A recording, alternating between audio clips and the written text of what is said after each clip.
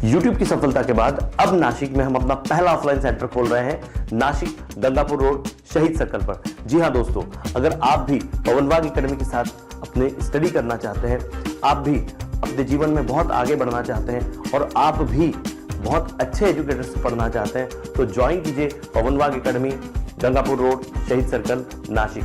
ये है हमारे कॉन्टैक्ट डिटेल्स। यहाँ आप हमें कॉन्टैक्ट कर सकते हैं और यहाँ आप हमें आके मिल भी सकते हैं। एडमिशन प्रोसेस स्टार्ट हो चुकी है, तो देरी किस बात की, join Pawan Wagh academy.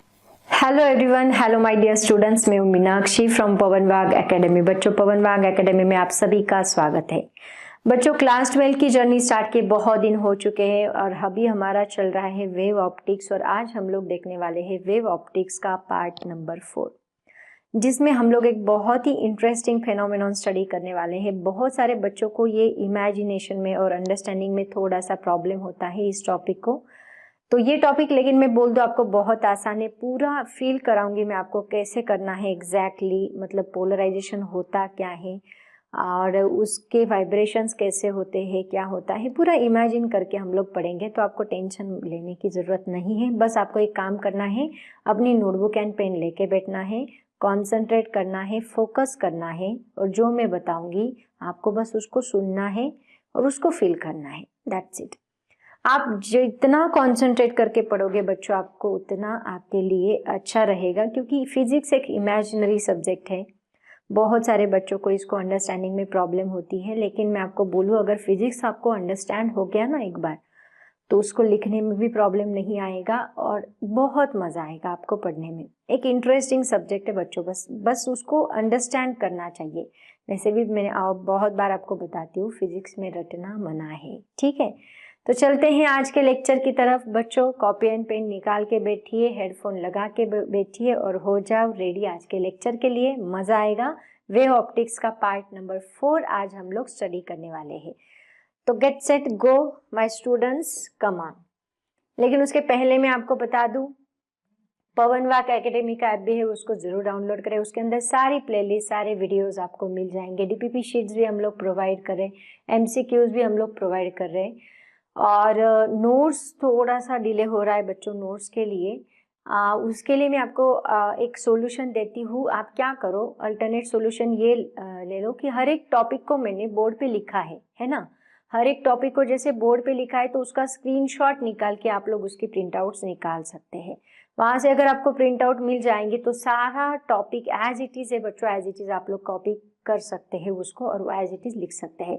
Actually notes uploading में थोड़ा सा डिले हो रहा है, इसकी वजह से मैं आपको बता रही हूँ।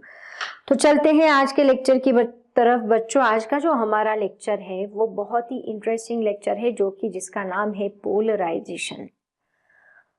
तो देखो बच्चों, पोलराइजेशन मतलब एग्जैक्टली होता क्या है ये मैं आपको बताती हूँ, लेकिन उसके पहले है ना, मैं आपको थोड़ा सा 2 टाइप्स के जो लाइट्स होते हैं उनके बारे में बताती हूँ। तो वो 2 टाइप्स के लाइट्स देखो कौन से हैं। 2 टाइप्स के लाइट होते हैं बच्चों, हमारे सराउंडिंग में 2 टाइप्स के लाइट होते हैं। कौन से? पहला होता है पोलराइज लाइट। फर्स्ट कौन सा होता है? पोलराइज्ड लाइट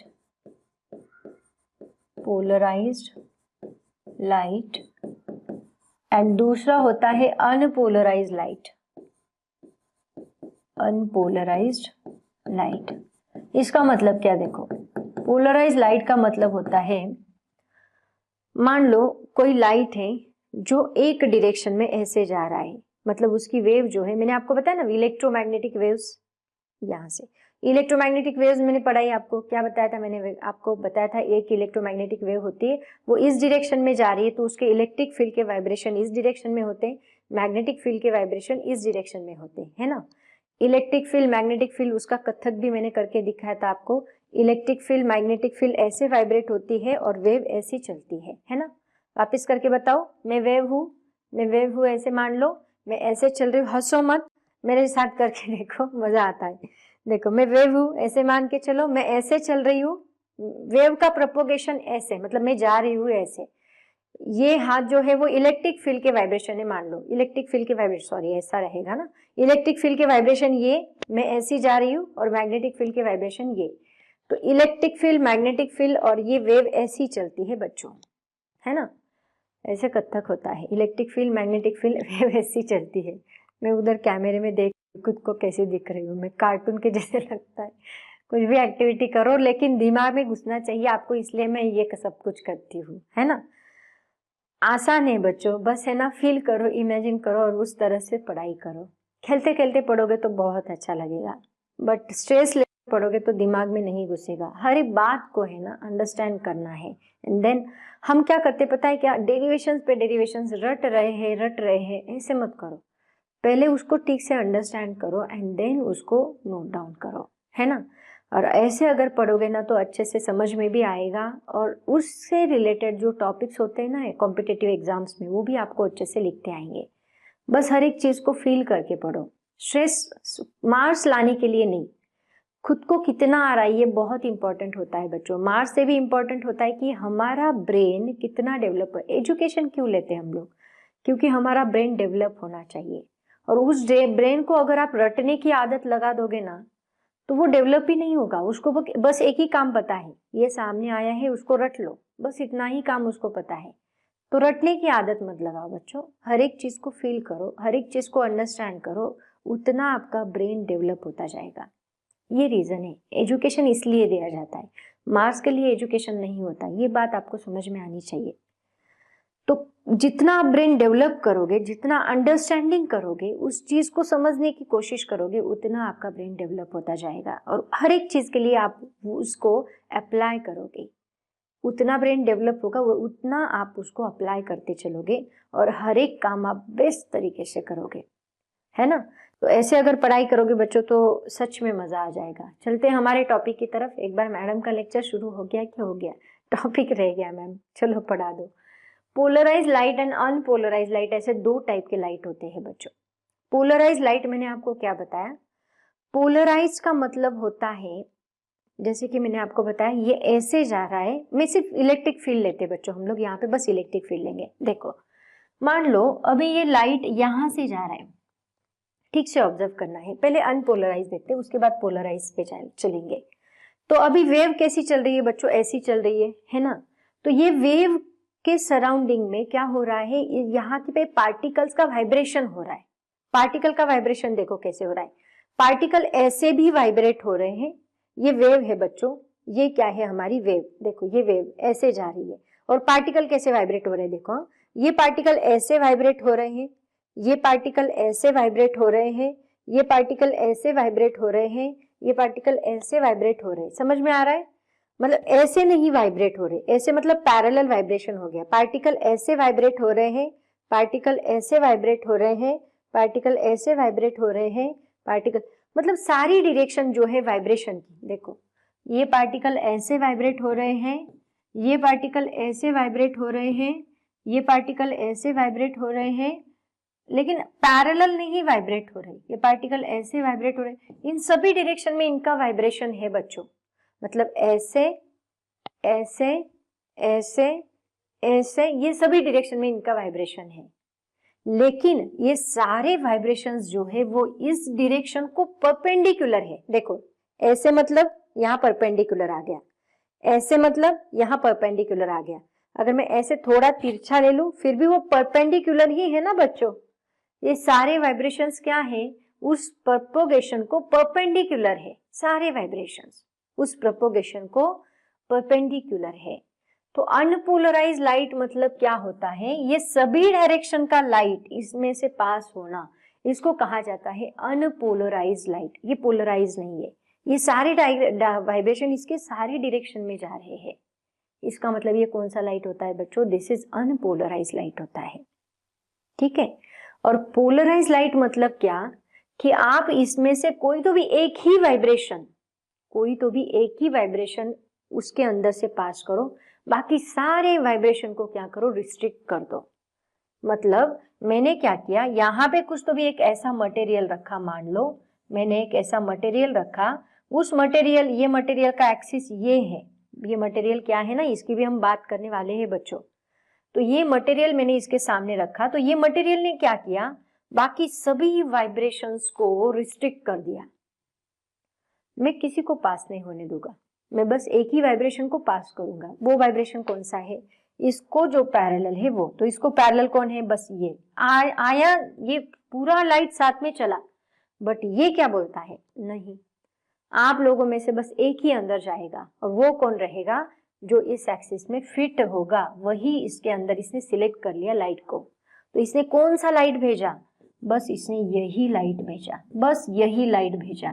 बाकी सारे पार्टिकल जो इधर उधर घूम रहे थे ना, डांस करते करते आ रहे थे इधर उधर से, उनको सबको बोला आप चलो साइड में हो जाओ, जो सीधा चल रहा है वही जाएगा। तो सीधा कौन था, जो इसको पैरेलल, बस उसको उसने भेज दिया। बाकी सबको उसने क्या किया, रिस्ट्रिक्ट किया। तो ये कौन करता है, ये मैं आपको बताऊंगी, ये भी बताऊंगी मैं कौन कर रहा है ये ऐसा महान कौन है इसको कहा जाता है बच्चों पोलराइड। क्या कहा जाता है, पोलराइड। तो ये पोलराइड जो है ये क्या कर रहा है, बस उसी वाइब्रेशन को पास कर रहा है। तो बच्चों ये जो लाइट मुझे मिला ना, इसको कहा जाता है पोलराइज्ड लाइट। क्या कहा जाता है इसको, पोलराइज्ड लाइट कहा जाता है। और ये जो लाइट मुझे यहाँ पे मिला, ये कौन सा लाइट है, this is called as unpolarised light. क्या कहा जाता है इसको, अनपोलराइज्ड लाइट। ये जो है ये polarised light which is restricted in one direction only, which is vibration of that particle are restricted in a one direction only, called as polarized light. And unpolarized light मतलब its vibration is possible in all direction, जिसके vibration सभी direction से possible है, उसको कहा जाता है unpolarized light। ठीक है, तो ऐसे दो टाइप के लाइट होते हैं, एक polarized light and unpolarized light। तो आज हम लोग उसी की बात करने वाले हैं। एंड पोलराइजेशन करना मतलब क्या, ये रिस्ट्रिक्शन लाना। ये जो फेनोमेनॉन है रिस्ट्रिक्शन का, लाइट जो सभी डायरेक्शन से पास होने वाला लाइट है उसको बस एक ही डायरेक्शन में रिस्ट्रिक्ट करना, इस रिस्ट्रिक्शन की प्रोसेस को ही हम लोग क्या बोलते हैं, पोलराइजेशन बोलते हैं। ठीक है, तो पोलराइजेशन का मतलब क्या होता है बच्चों, उसकी डेफिनेशन भी है। हाँ, ये कौन करता है ये मैं आपको बताती हूँ। एक सेकेंड ना बच्चों, एक सेकेंड। हाँ, तो देखो बच्चों यहाँ पे पोलराइज लाइट क्या होता है ये मैंने आपको बताया। उसके बाद पोलराइजेशन मतलब क्या, कि ये वो फेनोमेनॉन है, मैंने आपको बोला ना, फेनोमेनॉन ऑफ लाइट, जो क्या कर रहा है, which restricted electric field only one direction, एक डायरेक्शन का, और which is perpendicular to the direction of wave motion या फिर डायरेक्शन ऑफ प्रोपोगेशन। तो इसकी डेफिनेशन आपको बहुत बार पूछी जाती है बच्चों कि पोलराइजेशन क्या होता है, तो उसकी डेफिनेशन आपको पता होनी चाहिए। यहाँ पे देखो मैंने आपको बताया ना, सर्टन टाइप ऑफ मटेरियल हम लोग लेते हैं, तो वो मटेरियल का नाम क्या होता है पता है, उसको कहा जाता है पोलराइड्स, और उसी को कहा जाता है पोलराइजर्स। पोलराइजर्स भी होते हैं एंड पोलराइड्स भी होते हैं। पोलराइड्स मतलब एक सिंथेटिक टाइप का शीट होता है। ओके, मैंने दिखाया, इमेज डाला है, मैंने बताऊंगी आपको। एंड पोलराइड्स मतलब एक मटेरियल होता है जो क्या करेगा, रिस्ट्रिक्ट करेगा, और वही वाइब्रेशन पास करेगा जो अलोंग द प्लेन है, दैट प्लेन वो पर्टिकुलर डायरेक्शन के वाइब्रेशन ही उसके अंदर से वो पास करता है और ब्लॉक करता है बाकी सारे वाइब्रेशंस को, उसको हम क्या बोलते हैं, पोलराइड्स। तो देखो यहाँ पे प्रोड्यूस होने वाला जो लाइट है वो कौन सा लाइट है, अनपोलराइज लाइट है। इसके अंदर से, इस बल्ब में से जो प्रोड्यूस हो रहा है वो एक अनपोलराइज लाइट है। वो अनपोलराइज लाइट, इसके मतलब क्या है, इसके वाइब्रेशन सारे डायरेक्शन में है, ऑल डायरेक्शन में वाइब्रेशन पास हो रहे हैं। Light waves vibrate in any direction. फिर हमने क्या किया, एक पोलराइजिंग फिल्टर यहाँ पे रखा। तो ये एक ग्लास भी होता है बच्चों और एक शीट भी होता है उसके पास, मतलब या फिर टर्मेलाइन क्रिस्टल जो है, क्रिस्टल का भी ये पोलराइजर बना सकते हैं। तो इसका एक्सिस देखो ये वाला है, तो ये क्या करेगा, बस उसी एक्सिस के अलोंग, मतलब उसको पैरेलल वाले वाइब्रेशंस जो है वही उसके अंदर से पास करेगा, और उसको हम क्या बोलेंगे फिर, that is nothing but the polarised light. उसको क्या कहा जाता है, एक पोलराइज्ड लाइट कहा जाता है। मतलब ये जो है ये एक बल्ब है, बल्ब से निकलने वाला जो है वो अनपोलराइज्ड लाइट है। वो अनपोलराइज्ड लाइट जब इसमें से पास होगा तो उस एक्सिस को वो पैरेलल लाइट है, वो पैरेलल लाइट इसके अंदर से पास करेगा और वही लाइट हमें वहां पे मिलेगा, उसको हम लोग कहते हैं पोलराइज्ड लाइट। समझ में आया? तो उसी की डेफिनेशन आपको बहुत बार पूछी जा सकती है, तो उसकी डेफिनेशन देखो बच्चों क्या है, the phenomenon of restriction of the vibration of light waves in a particular plane perpendicular to the direction of wave motion. The phenomenon of restriction of the vibration of light, vibration of light all direction से पास हो रहा था, उसको restrict किया एक particular plane से। Okay, in a particular plane perpendicular to the direction of wave motion. जो क्या है, मैंने आपको बताया ये डायरेक्शन है वेव मोशन की, और इसको परपेंडिकुलर मतलब ऐसे ऐसे वाइब्रेशंस वो क्या करेगा, पास करेगा। ठीक है, ये डायरेक्शन है वेव की, और ऐसे वाइब्रेशंस को perpendicular to the direction of motion उसको वो पास करेगा, बाकी सारे लाइट को वो क्या करेगा, रिस्ट्रिक्ट करेगा। ऐसे फिनोमेनन को हम लोग क्या बोलते हैं, this is nothing but the polarisation. ठीक है, तो ये मीनिंग है बच्चों पोलराइजेशन का। उसके बाद चलते हैं अनपोलराइज लाइट क्या होता है। ऑलरेडी मैं आपको बता चुकी हूँ कि जिसके वाइब्रेशन जो है that are in all directions, मतलब इसके वाइब्रेशन ऐसे भी है, इसके वाइब्रेशन ऐसे भी है, इसके वाइब्रेशन ऐसे भी है, ये सारे डायरेक्शन के वाइब्रेशंस होते हैं उनके। तो ऐसे लाइट को हम लोग क्या बोलते हैं, अनपोलराइज लाइट। तो उसकी भी डेफिनेशन बहुत बार पूछी जाती है बच्चों। तो यहाँ अनपोलराइज लाइट होना चाहिए, प्लेन पोलराइज नहीं है। एक सेकंड में यहाँ पे चेंज करके देती हूँ बच्चों। ये जो है ना, ये अनपोलराइज लाइट है। I am so sorry, this is unpolarise light. ठीक है, इसको अनपोलराइज लाइट कहा जाता है। The light waves in which vibrations of the electric field vectors are confined only to one plane, confined only to one plane, यहाँ plane होना चाहिए, confined only to one plane. The light waves in which vibrations of the electric field vectors are confined only one plane are called plane polarise. एक second ना बच्चों, ये definition है ना,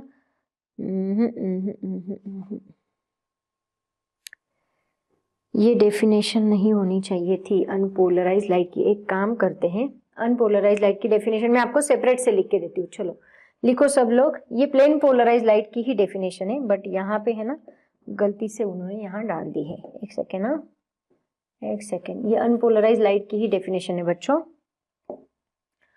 unpolarise light मतलब क्या होता है, देखो अनपोलराइज लाइट मतलब वो लाइट जिसके वाइब्रेशंस जो है वो सारे डायरेक्शन में होते हैं, that is not confined to a one plane, all direction में अनपोलराइज लाइट होता है।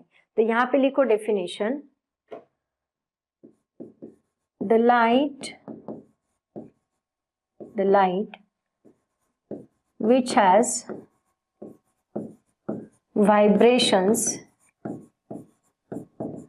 vibrations of an electric field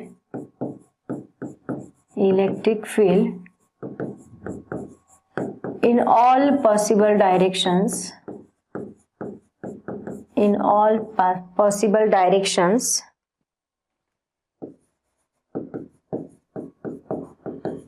which is perpendicular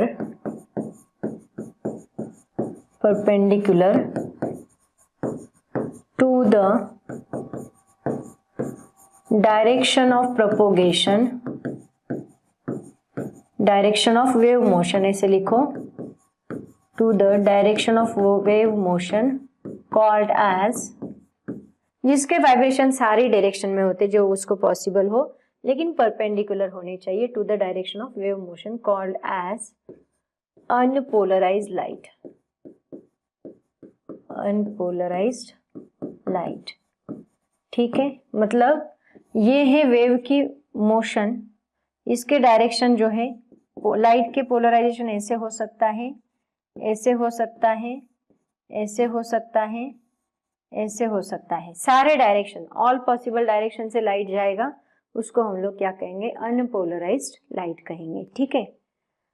उसके बाद देखो, हाँ, ये प्लेन पोलराइज्ड लाइट की ही डेफिनेशन है बच्चों, एक्चुअली ये यहाँ पे भी दी है, देखो एक मिनट, पोलराइजर, पोलराइज यहाँ पे भी है, plane of vibration, plane of polarisation, मतलब ये सेम डेफिनेशन है, प्लेन पोलराइज लाइट और plane of vibration, just like that, उसी की तरह यहाँ पे भी आगे ये डेफिनेशन है, मैं बताती हूँ आपको। तो प्लेन पोलराइज लाइट मतलब क्या होता है, देखो जिसके वाइब्रेशन एक प्लेन में क्या होते हैं, कन्फाइंड होते हैं, मतलब देखो यहाँ पे हमने क्या किया, ये एक प्लेन ली, तो हमने एक ऐसा लाइट लिया जो इसके अंदर से पास हो रहा है, उसके इसी प्लेन के अंदर वाइब्रेशन हो रहे हैं, confined to a one plane only, इसको हम लोग क्या कहेंगे, this is called as plane polarised light. मतलब क्या, light waves, these are the light waves in which vibration of electric field vectors are confined only one plane.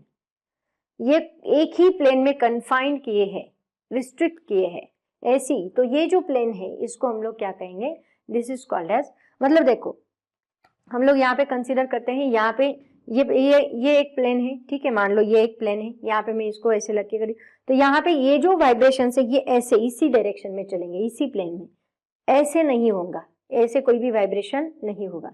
बस ये plane मैंने लिया है ना, तो ऐसे ही वाइब्रेट करेंगे। अगर मैंने ये प्लेन लिया है ना तो वाइब्रेशन ऐसे ही रहेंगे। अगर मैं यहाँ का प्लेन लेती हूँ तो वाइब्रेशन ऐसे ही रहेंगे। एक प्लेन में वो कन्फाइंड किए हैं, तो ऐसे वाइब्रेशंस को हम लोग क्या कहेंगे, this is called as plane polarised. बच्चों ये जो है ना, ये सारी डेफिनेशंस आपको पूछी जाती है, तो उसके हिसाब से पढ़ो, ठीक है। क्या है, a light waves in which vibration of the electric field vectors are confined only to one plane.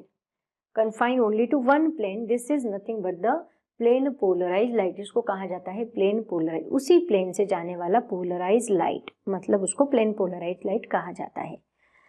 उसके बाद देखो methods to produce plane polarised light कौन सी होती है। अभी यहाँ पे टोटल 4 मेथड्स उन्होंने दी है। पहले कैसे कैसे प्लेन पोलराइज लाइट प्रोड्यूस किया जाता है, और हम लोग स्टडी भी करने वाले हैं। बाय रिफ्लेक्शन से किया जाता है, बाय रिफ्रैक्शन से किया जाता है, बाय स्कैटरिंग किया जाता है, बाय पोलराइड किया जाता है। तो ऐसे टोटल 4 मेथड है इसकी। पहली मेथड आपको नाम बस पूछा जाएगा, रिफ्लेक्शन हमारे बुक में दिया है ब्रिस्टर्स लॉ, उसमें हम स्टडी करने वाले हैं। तो मेथड्स कौन सी है प्लेन पोलराइज लाइट फॉर्म करने की। एक होती है reflection, as it is notes निकालो बच्चों। दूसरी होती है रिफ्रैक्शन, बाय रिफ्रैक्शन मेथड किया जाएगा, या फिर और कौन सी मेथड है। उसके बाद होती है स्कैटरिंग, स्कैटरिंग का यूज करके भी हम लोग कर सकते हैं। एंड देन उसके बाद होता है पोलराइड, पोलराइड का यूज करके भी हम लोग इसको कर सकते हैं, ठीक है। तो ऐसी अलग अलग मेथड्स हैं जिनका यूज करके हम लोग एक प्लेन पोलराइज लाइट फॉर्म कर सकते हैं, ठीक है। तो ये सारी मेथड्स है बच्चों, देखो ये हो गया, ये सब आप अपनी नोटबुक में कॉपी करोगे। तो ये मैंने आपको बताया कि हम लोग क्या करते हैं, पोलराइज लाइट बनाते हैं, लेकिन ये पोलराइज लाइट बनाने के लिए कोई मटेरियल है ना। तो जो मटेरियल हम लोग यूज करते हैं, सर्टेन टाइप ऑफ मटेरियल, जो कि जिससे कि हमें एक प्लेन पोलराइज लाइट मिलेगा, बाकी सारे वाइब्रेशंस को वो ब्लॉक करेगा, बस एक पर्टिकुलर डायरेक्शन के इलेक्ट्रिक फील्ड के वाइब्रेशन ही वो पास करेगा, चाहे इलेक्ट्रिक फील्ड हो चाहे मैग्नेटिक फील्ड हो।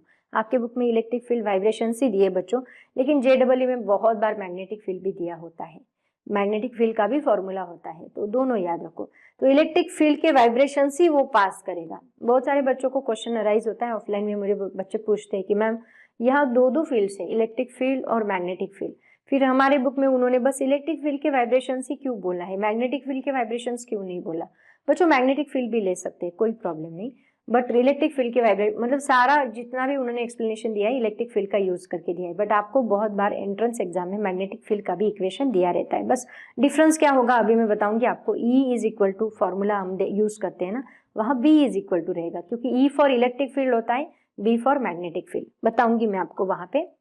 अब फिलहाल चलते हैं पोलराइजर्स की तरफ। बेसिक कंसेप्ट से ये सारी स्टडी कर लेते हैं। तो पोलराइजर क्या करता है, एक ऐसा मटेरियल है बच्चों, देखो यहाँ पे ये मटेरियल, एक ग्लास दिख रहा है आपको, यहाँ पे क्या किया, ये अनपोलराइज लाइट यहाँ से हमने ट्रैवल किया, यहाँ से ट्रैवल करने के बाद इसने क्या किया, सारे लाइट को ब्लॉक कर दिया, और बस ये वाला जो लाइट था ना उसको उसने पास किया, बाकी सारे लाइट्स को उसने क्या किया, ब्लॉक किया, ठीक है। तो पोलराइजर्स मतलब क्या, certain type of material, certain type of material which allows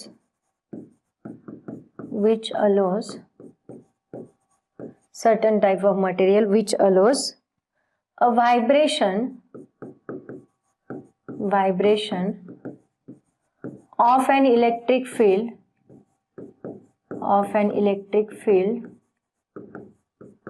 in a particular direction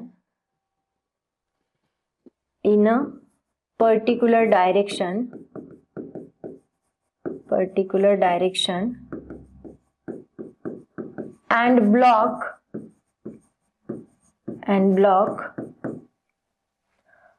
all other vibrations, बाकी के सारे वाइब्रेशंस को वो ब्लॉक करेगा और एक ही डायरेक्शन के वाइब्रेशंस को पास करेगा।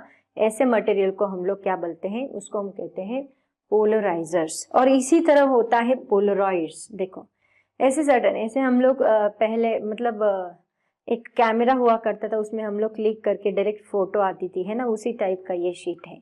इसको कहा जाता है, दिस इज पोलराइड्स। इसको क्या कहा जाता है, पोलराइड्स। पोलराइड्स क्या होते हैं बच्चों, एक kind of synthetic plastic sheets होते हैं, ठीक है, सिंथेटिक प्लास्टिक शीट्स होते हैं जिसको हम लोग एज अ पोलराइजर यूज करते हैं। मतलब यहाँ पे लिखो पोलराइड्स, पोलराइड्स is a kind of synthetic plastic sheets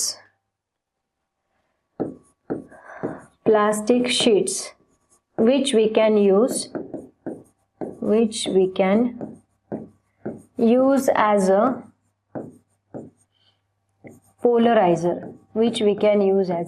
polarizer, उसको हम लोग क्या कहते हैं, पोलराइड्स, ठीक है।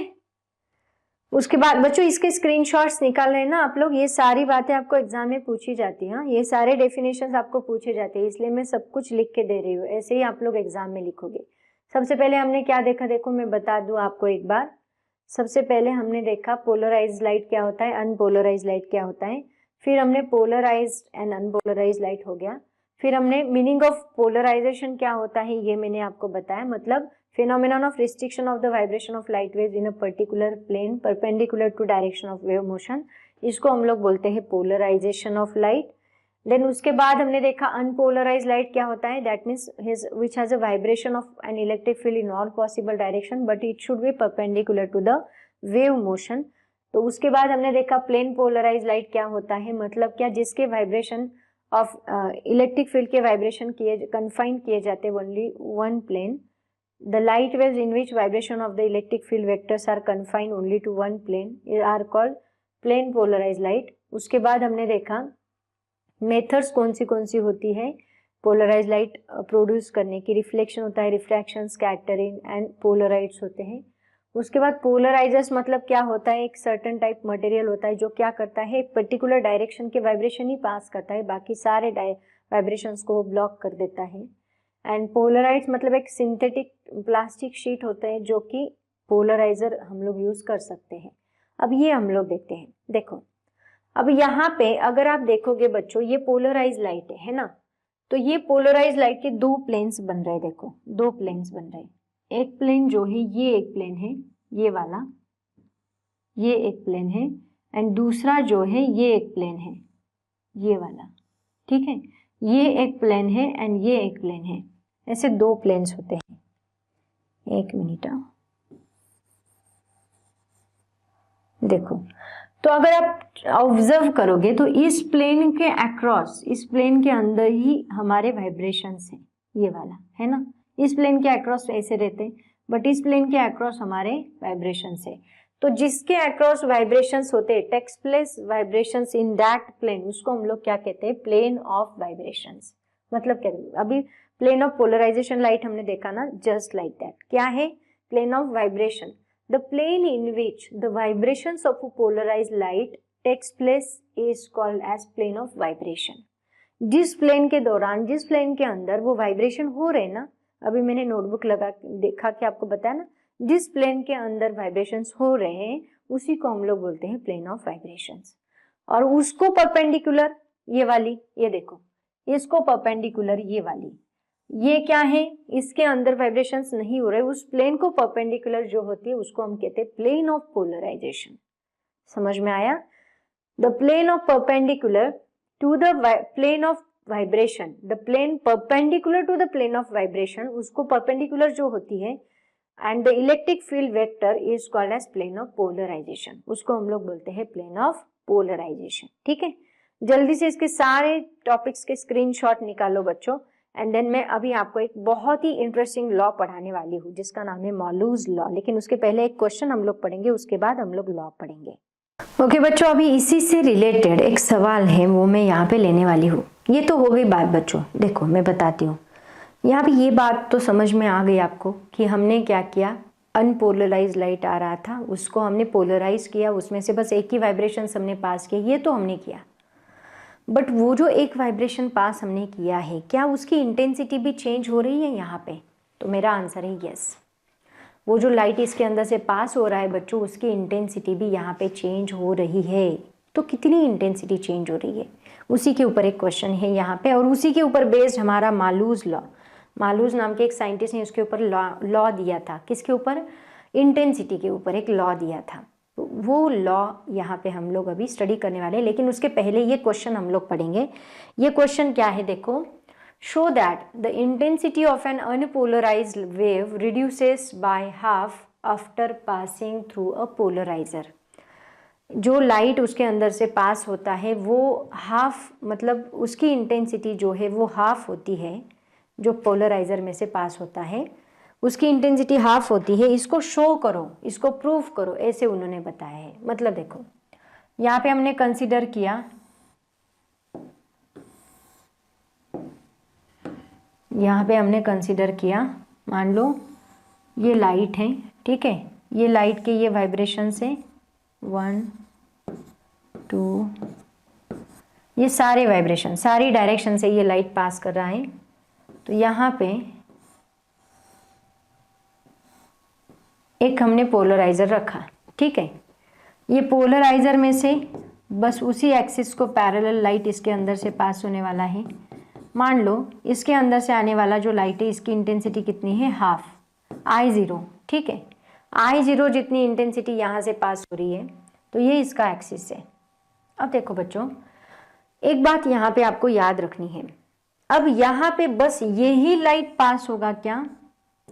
ये लाइट तो पास होगा ही बच्चों, लेकिन मान लो इसके यहाँ पे मैंने एक ऐसा वाइब्रेशन लिया, तो ये वाइब्रेशन मान लो कितने एंगल से चल रहा है, उस एक्सिस के फाई जितने एंगल से चल रहा है। ठीक से देखो, मैं यहाँ पे ड्रॉ करती हूँ।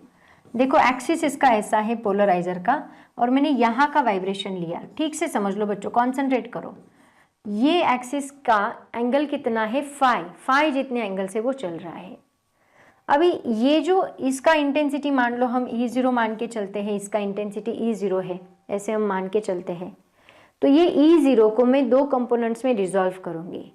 एक कंपोनेंट जो फाई की साइड में रहेगा, थोड़ा क्रिटिकल है बच्चों, ध्यान दो। एक कंपोनेंट जो फाई की साइड में रहेगा उसको हम कहेंगे E0 cos फाई, है ना। फाई की साइड में हमेशा कौन सा कंपोनेंट होता है, याद है, मैंने कंपोनेंट्स पढ़ाए आपको। दो कंपोनेंट्स होते हैं, एक हॉरिजॉन्टल एक वर्टिकल। तो फाई की साइड में जो होता है उसका नाम है E0 cos फाई, और दूसरा जो इसको परपेंडिकुलर है उसको कहा जाता है E0 sin फाई। ठीक है, तो E0 cos phi and E0 sin phi ऐसे दो कंपोनेंट्स होते हैं।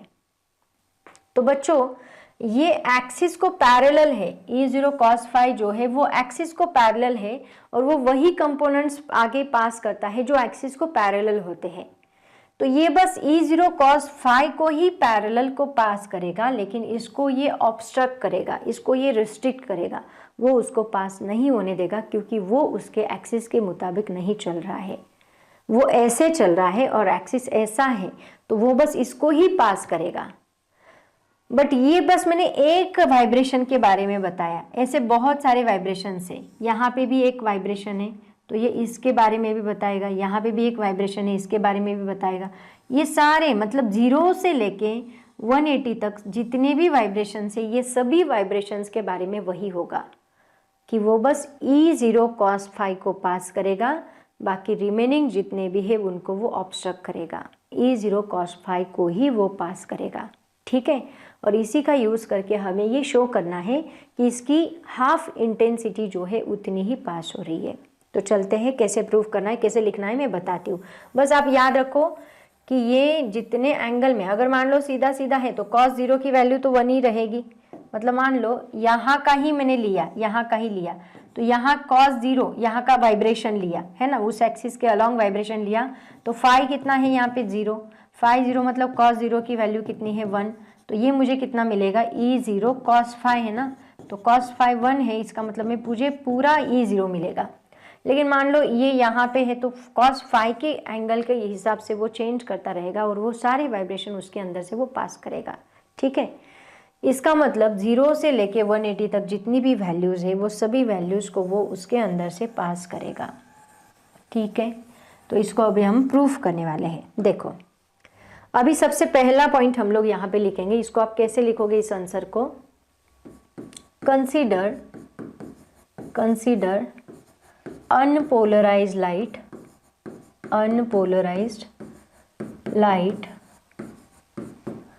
passing through a polarizer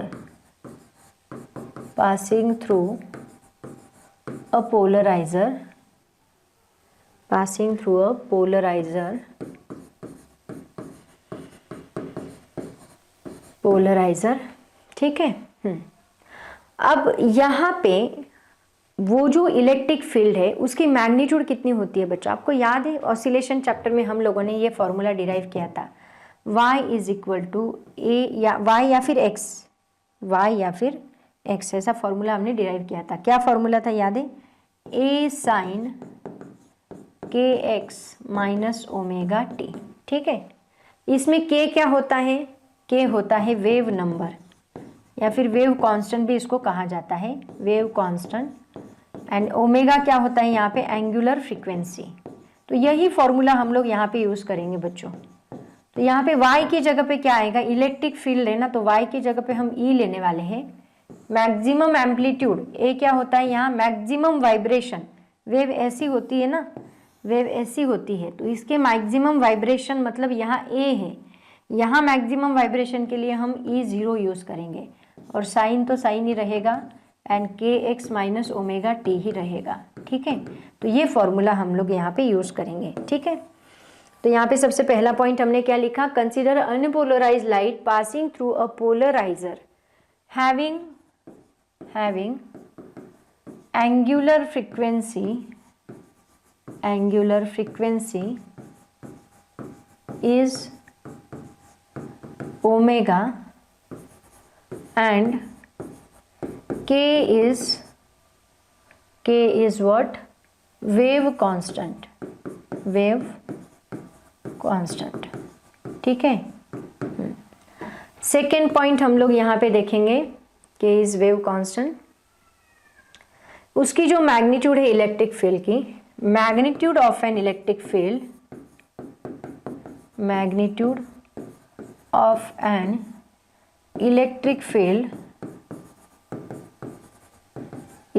field is E is equal to E0 sin kx minus omega t। ठीक है, E0 sin kx minus omega t। Here E0 क्या है? Amplitude of an electric wave का amplitude है ये। ठीक है, हाँ। अभी देखो यहाँ पे मान लो ये मैंने सीधा सीधा एक वेव का लिया है। अब यहाँ पे मानते हैं कि पोलराइजर के एक्सिस को पैरेलल पोलराइजर एक्सिस के साथ फाई जितना एंगल बनाने वाले जितने भी वाइब्रेशन है उसके दो कंपोनेंट्स अभी यहाँ पे मैं मेंशन करने वाली हूँ। कंसीडर, एक मिनट, यहाँ पे हम थर्ड पॉइंट लिखेंगे। Consider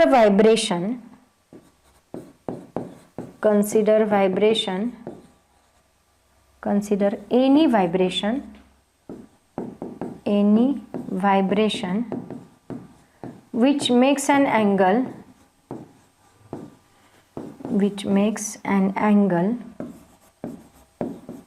phi with the axis of polarizer,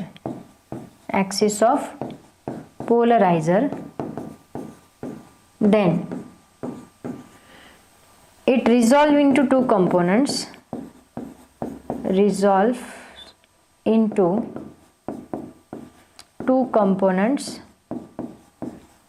वो दो कंपोनेंट्स कौन से इसके अंदर?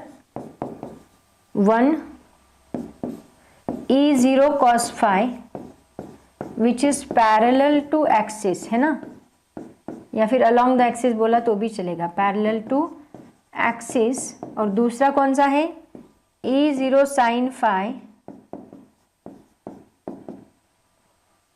विच इज परपेंडिकुलर, है ना, which is perpendicular to axis, perpendicular to axis. ठीक है, हाँ। अब देखो यहाँ पे E0 cos phi जो है पैरेलल जो है एक्सिस को, वो उसको पास करेगा और इसको ऑब्स्ट्रैक्ट करेगा। Then next point, then polariser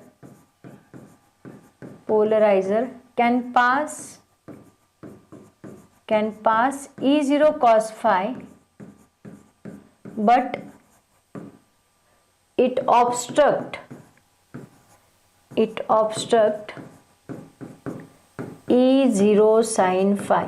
ये sin phi को क्या करेगा, ऑब्स्ट्रक्ट करेगा। E0 cos phi को वो पास करेगा लेकिन sin phi को वो ऑब्स्ट्रक्ट करेगा। ऐसे कहाँ से कहाँ तक बच्चों, ये सेम किसके लिए अप्लाई हो रहा है, from 0 to 180 degree. Okay, it is applicable for all angles, it is applicable for all vibrations, for all vibrations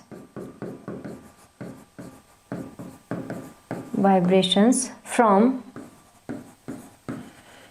0 to 180। 0 to 180 के बीच में जितनी भी वाइब्रेशंस है ये सबके लिए एप्लीकेबल है। अब बात करते हैं बच्चों इंटेंसिटी की। इंटेंसिटी अब यहाँ पे देखो क्या है। अब इंटेंसिटी हमें पता है कि इंटेंसिटी जो है वो एम्पलीट्यूड को डायरेक्टली प्रोपोर्शनल होती है। वी नो दैट, हमें इंटेंसिटी का ही रिलेशन बताना है क्योंकि we know that intensity is directly proportional to amplitude square. Intensity is directly proportional to amplitude square. तो इनिशियली वो किसको, इसका एम्पलीट्यूड क्या है, E0, तो यहाँ I0 is directly proportional to क्या रहेगा, E0 स्क्वायर रहेगा। बट जैसे कुछ एंगल वाले होते हैं, उन एंगल का हमने कितना लिया है, E0 cos phi लिया है। इंटेंसिटी कितना है उसका, E0 cos phi।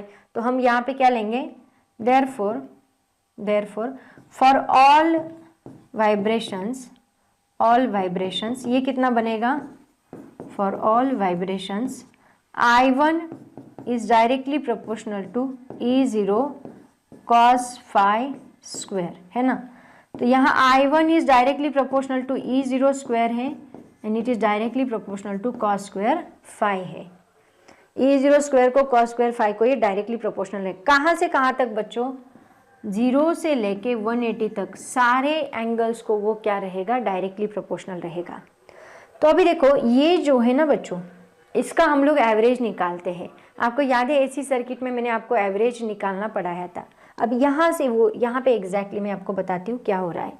देखो यहाँ cos phi जो है ना, cos phi का हम एवरेज लेते हैं 0 से लेके 180 तक सारे एंगल्स का। वो कैसे निकालते हैं, cos phi d phi divide by integration of d phi. Integration लेते हैं हम कहाँ से कहाँ तक, 0 से लेके 180 तक, 0 से लेके 180 तक।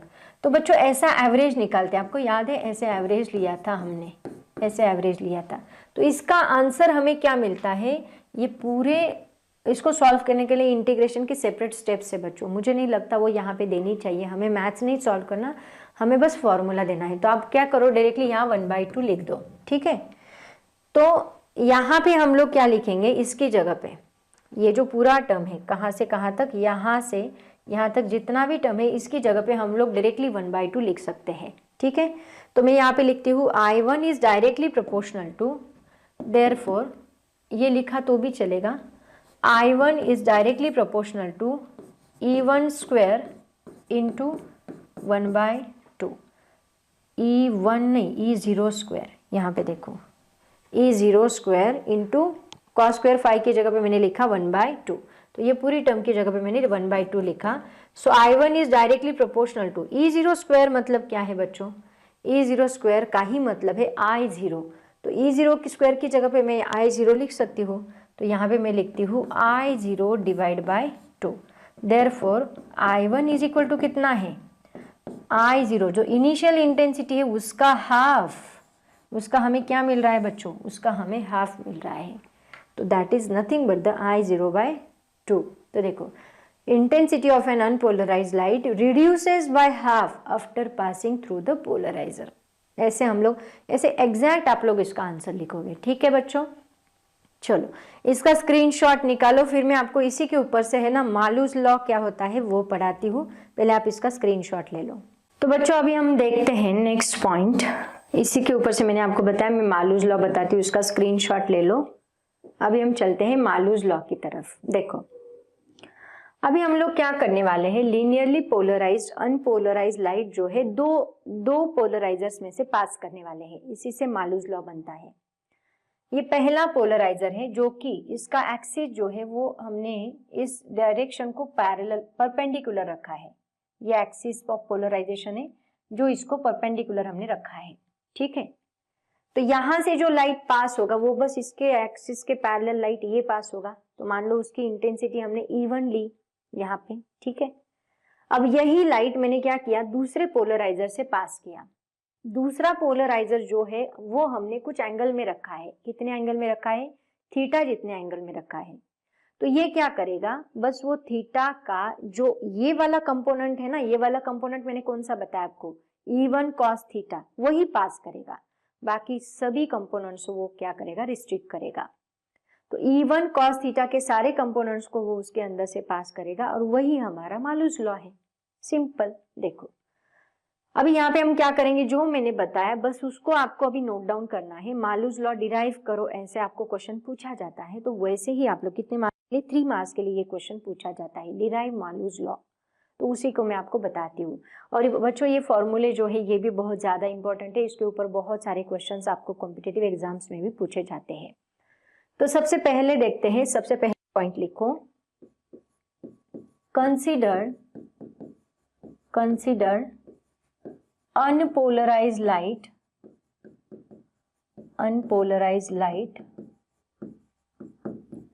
passing through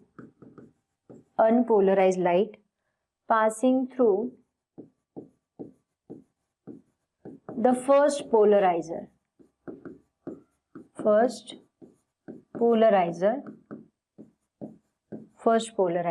okay.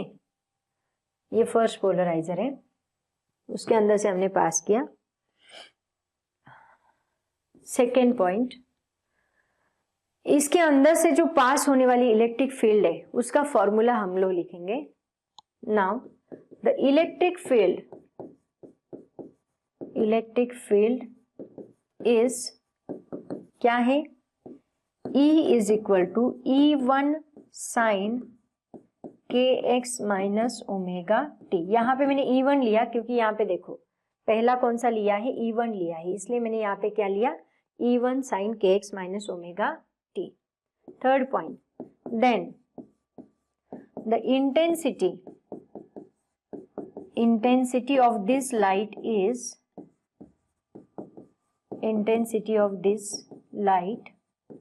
इज क्या है, I1 is directly proportional to E1 square.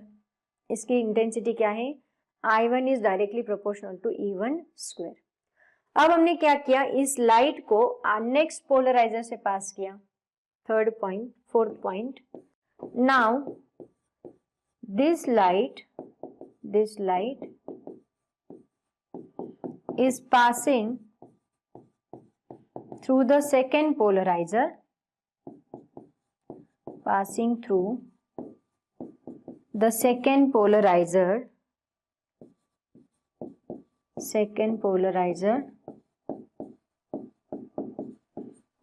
whose axis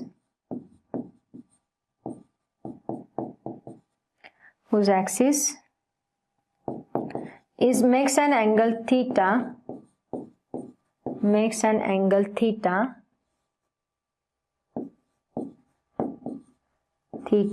with the y-axis. y-axis के साथ वो एंगल थीटा बना रहा है with the y-axis।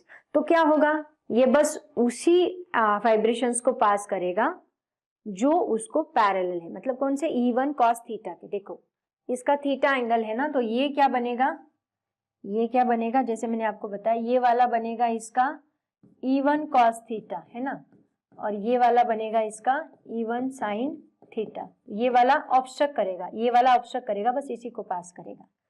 तो हम यहाँ पे लिखेंगे which having intensity, which having amplitude, intensity के बजाय which having amplitude is E1 cos theta. ठीक है, हाँ। अब देखो यहाँ पे देन इंटेंसिटी क्या बनेगी, देन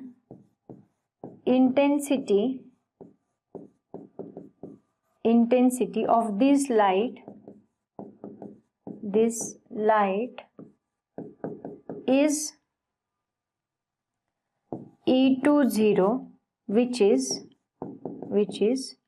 E20 नहीं, E2 लिखो, बस E2 लिखो, वो E1 लिखा है ना, इसको E2 नाम दो, E2 which is E1 cos theta है ना, यही, इसी को मैंने E2 नाम दिया। तो I2 is directly proportional to क्या रहेगा, E2 स्क्वायर। ओके, E2 की जगह पे ये आएगा, I2 is directly proportional to E1 cos theta whole bracket square.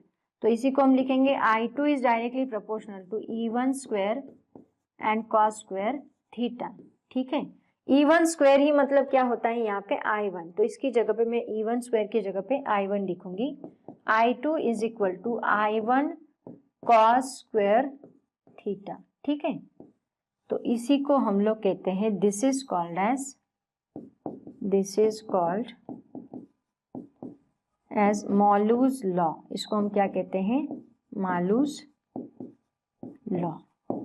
ठीक है, चलो तो इसका स्क्रीनशॉट ले लो बच्चों। मॉलूज लॉ अगर डिराइव करने के लिए पूछा तो डायग्राम निकालना है, और ऐसे ही जैसे मैंने लिख के दिया है आपको, ऐसे ही आपको लिखना है। ठीक है, स्क्रीनशॉट ले लो बच्चों।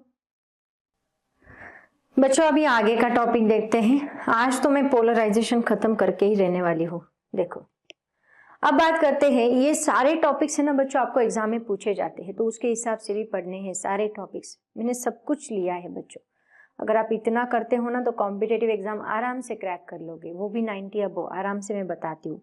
बस आपको है ना कॉन्सेंट्रेट करके सब कुछ पढ़ना है, रटना नहीं है, अंडरस्टैंड करना है, उसके हिसाब से तुरंत आप MCQ सॉल्व करो, तो उससे आपको बहुत ज्यादा फायदा होगा। तो अभी यहाँ पे दो सेटिंग्स हम लोग देखने वाले हैं, एक है पैरेलल सेटिंग एंड दूसरी है क्रॉस सेटिंग।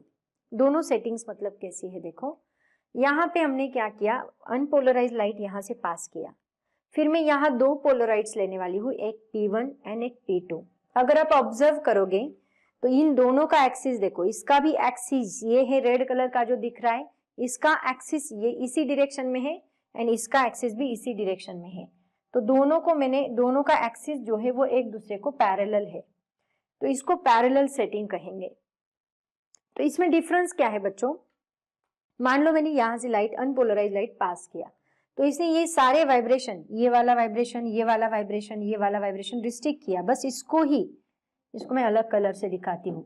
बस उसने क्या किया, बस इसी वाइब्रेशन को पास किया, तो इसी वाइब्रेशन को उसने पास किया और बाकी सारे वाइब्रेशंस को उसने रिस्ट्रिक्ट किया। देखो ये वही वाइब्रेशन उसने इसके अंदर से पास किए, बाकी ये सारे वाइब्रेशन जो है उनको ऑब्स्ट्रक्ट किया।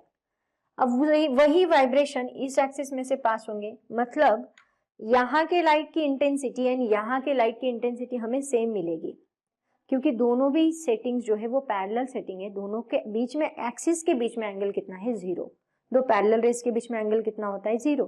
तो वैसे इनके बीच में एंगल 0 है, तो ऐसी सेटिंग में हमें लाइट की इंटेंसिटी कभी कम होते हुए नहीं मिलती, फुल इंटेंसिटी मिलती है। तो यहाँ पे हम लिखेंगे when angle between axis of polarization of two polarizers is 0, the angle between axis of polarization of two polarizers is 0, setting is said to be parallel setting। ऐसी सेटिंग को हम लोग क्या कहेंगे, पैरेलल सेटिंग कहेंगे। and in this case the polarization axis of the two polarizers are parallel। ऐसे axis क्या होते हैं, पैरेलल होते हैं, hence the intensity does not change while passing through the second polarizer। Second polarizer में से light जब पास होगा तो उसकी इंटेंसिटी चेंज नहीं होगी। अभी हमने क्या देखा, मालूज लॉ में इंटेंसिटी कम हो गई अगर सेकेंड पोलराइजर में से उसको पास किया तो। कब? लेकिन जब पोलराइजर फर्स्ट पोलराइजर में से पास होने के बाद उसकी इंटेंसिटी चेंज होगी, ये इसके हाफ हो जाएगी। लेकिन जब वो सेकेंड में से पास होगा तो उस वक्त उसकी इंटेंसिटी चेंज नहीं होगी। जितनी इंटेंसिटी यहाँ पे ऑलरेडी पोलराइज लाइट है तो उसकी इंटेंसिटी और इसकी इंटेंसिटी, दोनों की इंटेंसिटी यहाँ हमें सेम मिलेगी। तो इसको कहा जाता है बच्चों पैरेलल सेटिंग। इसी तरह होता है क्रॉस सेटिंग। क्रॉस सेटिंग में देखो हमने क्या किया, क्रॉस सेटिंग के अंदर जो पहला पोलराइजर रखा, जो पहला पोलराइड रखा उसका एक्सिस ये है और इसका एक्सिस, एक सेकेंड ना बच्चों, यहाँ पे ना गलती हुई है बच्चों, यहाँ पे गलती हुई है एक्चुअली, एक मिनट, ये जो है ना ये एक्चुअली डायग्राम में गलती है। देखो ये ऐसा एक्सिस होना चाहिए, एक मिनट, नहीं ये बराबर है, ये ऐसे ही होना चाहिए। इसका जो है ना ये एक्सिस ऐसे होना चाहिए, ये डायग्राम में गलती है बच्चों, ये एक्सिस ऐसे होना चाहिए। तो देखो यहाँ पे क्या, देखो यहाँ पे देखो ना, when angle between axis polarization theta is 90 degree printing में भी प्रॉब्लम है, यहाँ पे 90 डिग्री, 900 नहीं बच्चों, 90 डिग्री होना चाहिए, ठीक है। ये 90 डिग्री है, देखो ये ऐसा है, ठीक से देखो डायग्राम में प्रॉब्लम है, ये ऐसा है और इसका एक्सिस ऐसा है, तो ये ऐसा और ये ऐसा, मतलब दोनों एक दूसरे को परपेंडिकुलर। तो ऐसे दो एक्सिस हमने लिया, आप निकालते वक्त इसको अच्छे से निकालो। तो हमने क्या किया, यहां से अनपोलराइज लाइट पास किया, ये वाला अनपोलराइज लाइट इसके अंदर से पास किया, तो इसके अंदर से जब अनपोलराइज लाइट पास होगा तो ये अनपोलराइज लाइट जब इसके अंदर से पास होगा तो ये बस उसी लाइट को पास करेगा जो उसको एक्सिस को पैरेलल है, और इसको हमने डायरेक्टली ऐसे चेंज कर दिया, ये ऐसे था, ये ऐसा है, लेकिन इसको मैंने डायरेक्टली ऐसे कर दिया, तो ये लाइट तो इसके अंदर से पास होगा ही नहीं, और दूसरा लाइट है भी नहीं उसके अंदर से पास करने वाला, क्योंकि इसमें से बस यही वाइब्रेशन पास हुए, तो वो वाइब्रेशन इसके अंदर से पास होंगे नहीं, यहाँ पे हमें लाइट नहीं मिलेगा, नो लाइट, ठीक है। इसका मतलब यहाँ पे हमें ये पोलराइड 1 है, ये पोलराइड 2 है, यहाँ प्लेन पोलराइज लाइट मिलता है, लेकिन क्रॉस सेटिंग में दूसरे पोलराइजर से हमें लाइट नहीं मिलता, नो लाइट। तो देखो when angle between axis of polarization of two polarizers is 90 degree, 90 degree होता है, setting is said to be cross setting, उसको हम क्या कहेंगे, क्रॉस सेटिंग। जब 0 डिग्री होगा तो पैरेलल सेटिंग, 90 डिग्री होगा तो cross setting. And for theta is equal to 90 degree cos की वैल्यू कितनी होती है, cos theta is equal to 0, मतलब मालूज लॉ पता है ना आपको, मालूज लॉ क्या है, I2 is equal to I1 cos square theta. तो यहाँ थीटा कितना है, 90 डिग्री, ये थीटा 90 मतलब कॉस स्क्वायर 90 की वैल्यू क्या मिलेगी हमें, 0, तो ये वैल्यू 0 मतलब टोटल I2 मुझे क्या मिलेगा, 0। And according to Malus law no light emerges from a second polarizer, second polarizer में से लाइट यहाँ इमर्ज नहीं होगा, ठीक है। तो ये है हमारा क्रॉस सेटिंग। जल्दी से इसका स्क्रीनशॉट निकालो बच्चों, फिर मैं आपको ब्रिस्टर्स लॉ पढ़ाती हूँ जो हमारा लास्ट टॉपिक रहेगा आज के लेक्चर का। ओके बच्चों, अभी इसका लास्ट टॉपिक हम लोग देखते हैं, that is the Brewster's law. देखो ब्रिस्टर्स लॉ क्या है, मैं स्टेटमेंट आपको बाद में बताऊंगी, फिलहाल आप लोग क्या करो, अभी मैं आपको जो बताती हूँ ना उसको ध्यान दो, ध्यान दे के सुनो। देखो हमने क्या किया, यहाँ पे हमने एक अनपोलराइज लाइट लिया, एक्चुअली ये कौन सा, it is based on the phenomenon of reflection, polarization by reflection का मेथड्स मैंने बताई ना आपको, कितनी मेथड्स होती है पोलराइजेशन की, रिफ्लेक्शन होती है, रिफ्रैक्शन होती है, उसके बाद स्कैटरिंग होती है, पोलराइड्स होती है, ऐसे बहुत सारी मेथड्स है ना। तो उसमें से जो रिफ्लेक्शन की पोलराइजिंग मेथड है ना उसके ऊपर ये बेस्ड होता है, this phenomenon is based on the polarization by reflection, this is based, बहुत बार एग्जाम में क्वेश्चन पूछा जाता है, दिस इज बेस्ड एमसीक्यूज में, this is based on the phenomenon, this is based on the phenomenon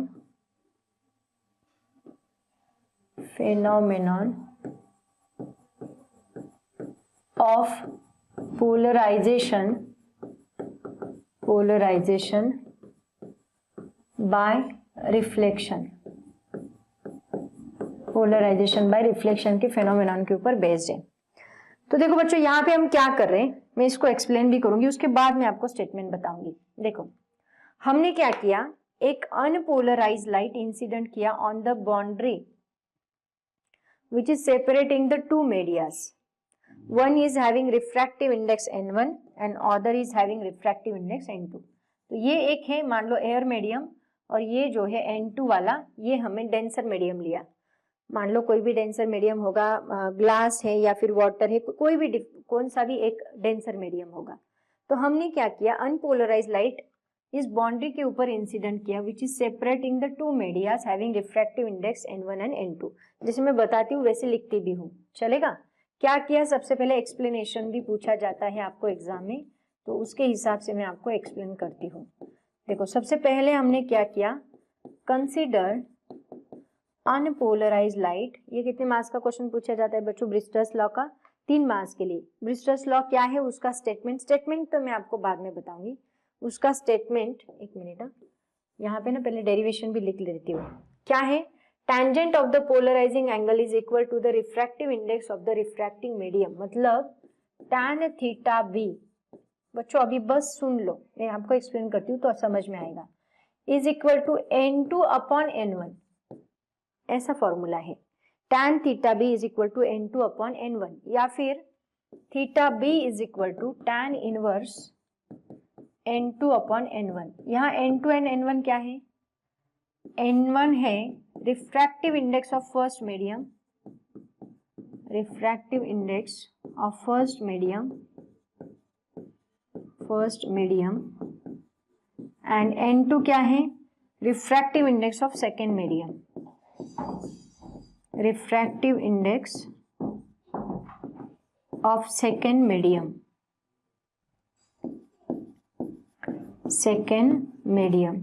ठीक है।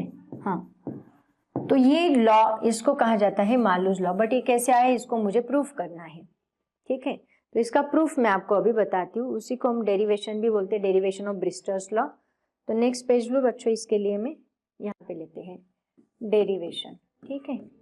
देखो तो डेरिवेशन में मैंने क्या बताया, एक्सप्लेनेशन बोलो, डेरिवेशन बोलो। हमने क्या किया, सबसे पहले हमने एक अनपोलराइज्ड लाइट, देखो यहाँ अनपोलराइज्ड लाइट कैसे लिया है आपको समझ में आया। यहाँ पे है ना, उन्होंने क्या किया, दो ही लाइट्स लिए हैं, ये एक ऐसा डॉट दिया है, मतलब कैसे, देखो बच्चों 2 लाइट्स लिए, एक लाइट ऐसा वाइब्रेट हो रहा है, एक लाइट ऐसा वाइब्रेट हो रहा है। तो ये आउटवर्ड इनवर्ड, मतलब ये डॉट ही दिखेगा ना आपको, ये आउटवर्ड इनवर्ड एरो, ऐसा लाइट वाइब्रेट हो रहा है। तो आउटवर्ड इनवर्ड मतलब ये क्या है, परपेंडिकुलर टू द प्लेन, और ये ऐसा, 2 ही वाइब्रेशंस लिए उन्होंने, ऐसा है या फिर ऐसा वाइब्रेशन, हाँ ऐसा लो, एक ऐसा वाइब्रेशन लिया और एक ऐसा वाइब्रेशन लिया। तो ऐसे वाइब्रेशन को हम डॉट बोलेंगे, ऐसे वाइब्रेशन को लाइन से दिखाया है। तो देखो ये लाइन है और ये डॉट है, ये लाइन है एंड ये डॉट है, तो एक ये अनपोलराइज्ड लाइट हमने इसके ऊपर इंसिडेंट किया। Unpolarised light, consider unpolarised incident on a boundary separating the two media which having refractive index n1 and n2। तो मैं यहाँ पे लिखती हूँ, कंसीडर, ब्लैक कलर पे ब्लैक नहीं दिखेगा ma'am, consider an unpolarized light incident on a boundary separating two media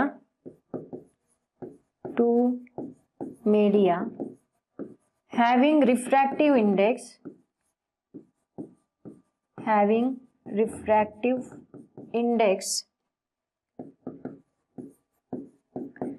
n1 and n2, ठीक है। n1 and n2। अब क्या हुआ देखो, फिर हमने ये लाइट जब इसके ऊपर फॉल किया तो यहाँ पार्शियल रिफ्लेक्शन हुआ एंड पार्शियल रिफ्रैक्शन हुआ। कुछ लाइट उसी मीडियम में रिफ्लेक्ट कर गया और कुछ लाइट उस मीडियम में ट्रांसफर कर गया। So partial reflection and partial refraction हुआ। लेकिन यहाँ पे देखो, पार्शियल रिफ्लेक्शन जब होता है तो इसके अंदर कुछ लाइट जो है, ये अनपोलराइज लाइट है ना, तो इसके अंदर कुछ लाइट ऐसा भी पास करता है और कुछ लाइट ऐसा पास करता है। मतलब इसके अंदर जब रिफ्लेक्शन होगा तो कुछ उसमें से कुछ लाइट के वाइब्रेशन ऐसे होंगे और कुछ लाइट के वाइब्रेशन ऐसे होंगे। सारे के सारे वाइब्रेशन ऐसे नहीं है। तो हम क्या करेंगे बच्चों, यहाँ पे हम इस लाइट का जो एंगल है वो हम चेंज करेंगे। ठीक से देखो, इमेजिन करो, मैंने क्या किया, उस एंगल को, पहले हमने इतने एंगल में लाइट ट्रेवल किया था, मैंने क्या किया, एंगल चेंज किया लाइट का। मतलब पहले इनिशियली लाइट मान लो मैंने ऐसे ऐसे रिफ्लेक्ट किया था, अब मैंने थोड़ा सा एंगल उसका चेंज किया, ऐसे रिफ्लेक्ट किया। मैं एंगल चेंज करती गई, चेंज करती गई, चेंज करती गई, और मैंने एग्जैक्ट वही एंगल लिया जिस एंगल पे मुझे ऐसे वाइब्रेशंस मिले। सारे वाइब्रेशंस यहाँ पे मुझे कैसे मिले, डॉट वाले। सारे वाइब्रेशन मुझे कैसे मिले, डॉट वाले। ऐसे मैंने उस एंगल को सिलेक्ट किया। तो वो जो एंगल रहेगा बच्चों, वो एंगल जिसमें मुझे बस परपेंडिकुलर वाइब्रेशन, मतलब पोलराइज लाइट मिल रहा है, एक ही डायरेक्शन में वाइब्रेशन वाला लाइट, उसको हम क्या बोलते हैं, पोलराइज लाइट। तो मैं वो एंगल सिलेक्ट करूंगी जिसमें मुझे बस पोलराइज लाइट मिल रहा है, और वो एंगल को हम लोग कहेंगे ब्रिस्टर्स एंगल। उसको हम क्या कहेंगे, ब्रिस्टर। यहाँ पे तो ये प्लेन पोलराइज, ये अनपोलराइज लाइट है, पार्शियल रिफ्लेक्शन हुआ जिसमें दोनों लाइट मिक्स है। लेकिन यहाँ पे मिलने वाला लाइट बस मुझे क्या चाहिए, पोलराइज्ड, उसके रिस्ट्रिक्टेड वाइब्रेशंस होने चाहिए। तो ऐसा पोलराइज एंगल, पोलराइज लाइट मुझे जिस एंगल पे मिलेगा उस एंगल को मैं क्या कहती हूँ, ब्रिस्टर्स एंगल कहती हूँ। वो एंगल कैसे निकालते हैं हम लोग, tan inverse n2 divide by n1। ठीक है, तो मैं यहाँ पे लिखती हूँ, देखो अभी इसको लिखना है। सेकेंड पॉइंट हम लिखेंगे, now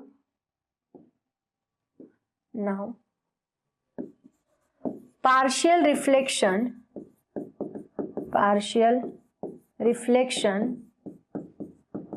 and refraction of light takes place.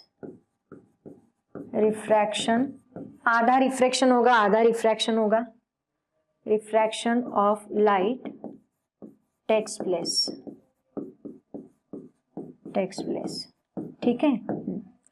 Third point, now partial reflection and refraction of light takes place.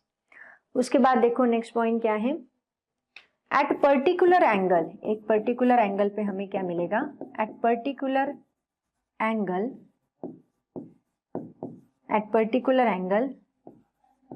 we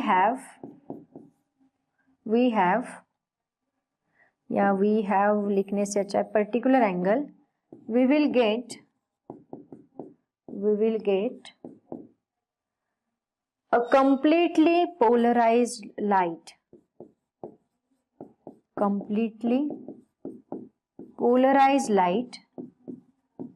polarized light at reflection,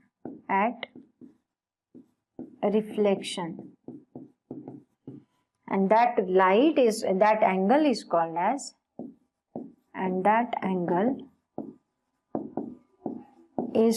as, Brewster's angle. That angle is called as Brewster's angle. Okay, अब देखो बच्चों, इसको derive करना है मुझे। अब यहाँ पे ठीक से देखो, हाँ, ये आपके बुक में दिया नहीं, उन्होंने डायरेक्टली दिया है theta B plus theta are is equal to 90 degree, but कैसे आया ये देख लो। देखो यहाँ पे ये एंगल कितना है, थीटा बी है ना, ये एंगल थीटा बी है, तो ये भी एंगल कितना रहेगा, थीटा बी, क्योंकि हमें पता है angle of incidence is equal to क्या होता है, एंगल ऑफ रिफ्लेक्शन। तो ये एंगल अगर थीटा बी है तो ये भी एंगल कितना रहेगा, थीटा बी। ये एंगल कितना है बच्चों, दिस इज 90 डिग्री, ये 90 डिग्री है, तो ये कितना होगा, 90 माइनस थीटा बी, है ना, क्योंकि उसमें से इतना थीटा बी गया, तो ये बचा हुआ कितना रहेगा, 90 माइनस थीटा बी। ये कितना है, थीटा बी, तो ये भी थीटा बी, ये 90, तो इसमें से ये बचा हुआ कितना, 90 minus theta b. Angle of reflection and angle of refraction, ये दोनों, sorry, reflected ray and refracted ray दोनों के बीच का एंगल भी 90 डिग्री होता है। मतलब ये एंगल भी कितना है, 90 डिग्री। ये एंगल 90 डिग्री है तो उसमें से ये चला गया, है ना। तो देखो बच्चों, theta B plus theta are is equal to कितना मिला मुझे 90। तो मैं यहाँ पे लिखती हूँ अभी, देखो, हाँ, तो यहाँ पे हम लोग लिखेंगे the angle between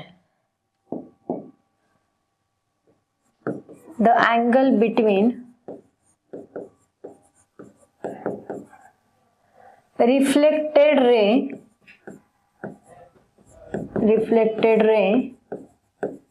and refracted ray, आवाज आ रही है, yes, reflected ray and refracted ray is 90 degree, मतलब angle theta B plus theta R, एक मिनट, therefore theta B plus theta are is equal to 90 degree. ठीक है, तो ये 90 डिग्री मुझे मिला। हाँ, अब हम लिखेंगे क्या, according to Snell's law, proof करना है ना हमें, tan theta is equal to कितना आना चाहिए, n2 अपॉन n1, तो वो प्रूव करना है हमें। So according to Snell's law क्या है, n1 sine theta 1, n1 sine theta 1 क्या है, यहाँ पे थीटा b है, n1 sine theta b is equal to n2 sine theta r। तो ये थीटा r कितना आएगा, देखो theta r is equal to 90 minus theta b, 90 minus theta b। तो यहाँ थीटा r की जगह पे मैं लिखती हूँ n1 sine theta b is equal to n2 sine theta r, मतलब 90 माइनस थीटा b। बच्चों अलाइड एंगल्स यूज करो, यहाँ पे अलाइड एंगल्स क्या होगा, साइन 90 माइनस थीटा b होता है कॉस थीटा b, है ना, तो यहाँ पे हम लिखते हैं कॉस थीटा b इसकी जगह पे। तो n1 sine theta b is equal to n2 cos theta b हम लोग लिखेंगे। तो कॉस थीटा b को इधर शिफ्ट करो, n1 को उधर शिफ्ट करो, sine theta b upon cos theta b is equal to मुझे मिलेगा n2 divide by n1, n2 divide by n1, और ये साइन डिवाइड बाय कॉस कितना होगा, tan। तो tan theta b is equal to n2 upon n1 is nothing but the Brewster's law. इसी को हम लोग क्या कहते हैं, एक मिनट, इसको ठीक से लिखते हैं, tan theta b is equal to n2 upon n1, इसी को हम लोग कहते हैं ब्रिस्टर्स लॉ। ओके, समझ में आया बच्चों। तो ये है हमारा expression of ब्रिस्टर्स angle, this is expression of ब्रिस्टर्स angle, ब्रिस्टर्स angle. तो बच्चों आज हमने 2 पॉइंट्स पढ़े, 2 डेरिवेशंस पढ़े, एक हमारा मालूज लॉ जिसका रिवीजन, एक बार रिवीजन कर लो। क्या देखा हमने, देखो सबसे पहले हमने देखा कि पोलराइज लाइट क्या होता है, पोलराइजेशन मतलब जिसके vibration restricted to a one plane होते हैं, एक ही डायरेक्शन। सबसे हमने पोलराइजेशन देखा, तो पोलराइजेशन के बाद हमने plane polarise light, unpolarize light, well in plane of vibration, polaroids क्या होते हैं, पोलराइजर्स क्या होते हैं, ये सब कुछ इसकी डेफिनेशन हमने देखी। फिर हमने देखा मालूज लॉ के अंदर हमने देखा इंटेंसिटी का रिलेशन, उसमें हमने देखा कि सेकेंड पोलराइड से पास होने वाली लाइट की इंटेंसिटी कितनी होती है, I1 into cos square theta जितनी होती है। फॉर्मूला याद रखना है, थीटा क्या है, angle between any vibration with the parallel axis. ठीक है, थर्ड हमने देखा ब्रिस्टर्स लॉ, है ना, 3 ये पॉइंट याद रखो। ब्रिस्टर्स लॉ में हमने क्या देखा, ब्रिस्टर्स लॉ में हमने देखा tan theta b is equal to क्या होता है, refractive index of refracting media, मतलब n2 अपॉन n1। तो इसी से हमें थीटा b ब्रिस्टर्स एंगल मिलता है, वो कितना होता है, tan inverse n2 upon n1। ठीक है, tan inverse n2 upon n1। बस इसका स्क्रीनशॉट ले लो, इसका स्क्रीनशॉट पहले ले लो, पहले तो इसका स्क्रीनशॉट। हाँ, अब देखो स्टेटमेंट आपको समझ में आएगा, मैंने क्या बताया था, स्टेटमेंट एंड में बताऊंगी। तो ये रिफ्लेक्शन के फेनोमेना पे बेस्ड है ना बच्चों, बहुत बार इसके ऊपर भी क्वेश्चन पूछा जाता है। द टेंजेंट ऑफ द, देखो tangent of the polarizing angle is equal to the refractive index of the refracting medium at which partial reflection takes place. या फिर आप क्या करो, ऐसे लिखो simply, the tangent of the polarizing angle is equal to the ratio of refractive index of second medium to the refractive index of first medium। लिख लो चाहे तो, ratio of refractive index of second medium to the refractive index of first medium, ऐसे भी लिखा तो भी चलेगा। और यही हमें प्रूफ करना था, तो इसका डेरिवेशंस मैंने आपको दिया है कुछ ऐसे। इसका स्क्रीनशॉट ले लो बच्चों, फिर इसका भी स्क्रीनशॉट ले लो, एंड देन मैं यहाँ पे डिक्लेयर करती हूँ कि ये आज का लेक्चर जो है पोलराइजेशन का वो यहाँ पे खत्म होता है। बच्चों इसका इंटरफेरेंस नेक्स्ट हमारा टॉपिक रहेगा, जो कि वो भी बहुत इंटरेस्टिंग है। फिर हम डिफ्रैक्शन लेंगे, उसके बाद हम लोग डिफ्रैक्शन से ही रिलेटेड रिजॉल्विंग पावर का, मतलब ऑप्टिकल इंस्ट्रूमेंट का एक टॉपिक है वो रहेगा। मतलब 2-3 लेक्चर में ये हमारा चैप्टर भी खत्म हो जाएगा, ठीक है। तो बच्चों ऐसे ही पढ़ाई करते रहो। All the very best, thank you so much and bye bye.